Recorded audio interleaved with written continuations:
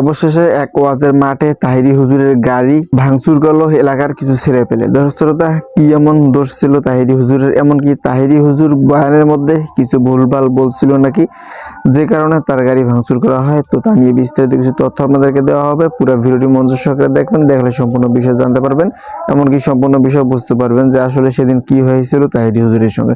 তো চলেন বেশি কথা না বলে মূল ভিডিও শুরু করে ফেলি। আর যারা যারা আমাদের চ্যানেলটিতে নতুন ভিজিট করেছেন অবশ্যই আপনাদের ছোট্ট চ্যানেলটি সাবস্ক্রাইব করবেন, একটি করে লাইক করবেন আর ভিডিওটি শেয়ার করে সবাইকে দেখার সুযোগ করে দেবেন। তো চলেন বেশি কথা না বলে ভিডিও শুরু করে ফেলি। দর্শকরা আমরা সামাজিক যোগাযোগ মাধ্যমে একটা বিষয় জানতে পারছি বা একটা ভিডিও দেখতে পারছি যে তাহিরি হুজুরের গাড়ি এলাকার কিছু ছেলে পেলে ভাঙচুর করে। তো এই বিষয়টা আর কি তাহিরি হুজুর বয়ান চলাকালীন অবস্থায় বিষয়টা জানতে পারে, জানার পর আর কি সেই জায়গায় কিছু কথাবার্তা বলে যে কে বা কারা তার গাড়িটা ভাঙচুর করে। তো পরবর্তীতে একটা বিষয় জানা যায় যে ছেলেটা আর কি তাহিরি হুজুরের গাড়ি ভাঙচুর করে। তো তার বাবা নাকি আর কি তাহিরি হুজুরের সঙ্গে এসে দেখা করছে, এমনকি তাহিরি হুজুরের সঙ্গে কথা বলছে।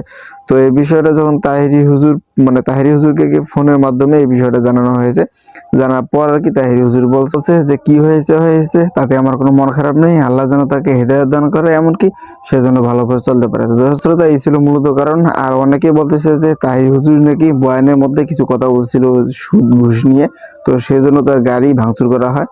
তো এই বিষয়টা তাহিরি হুজুরও ক্লিয়ার করছে যে এই ধরনের কোনো কথাবার্তা তাহিরি হুজুর বলে নাই। সে বলছে যে আমি ভালোভাবে বয়ান করছিলাম, কাউকে কোনো দোষারোপ করিনি, এমনকি কারো নাম নিয়েও কোনো কথাবার্তা বলিনি।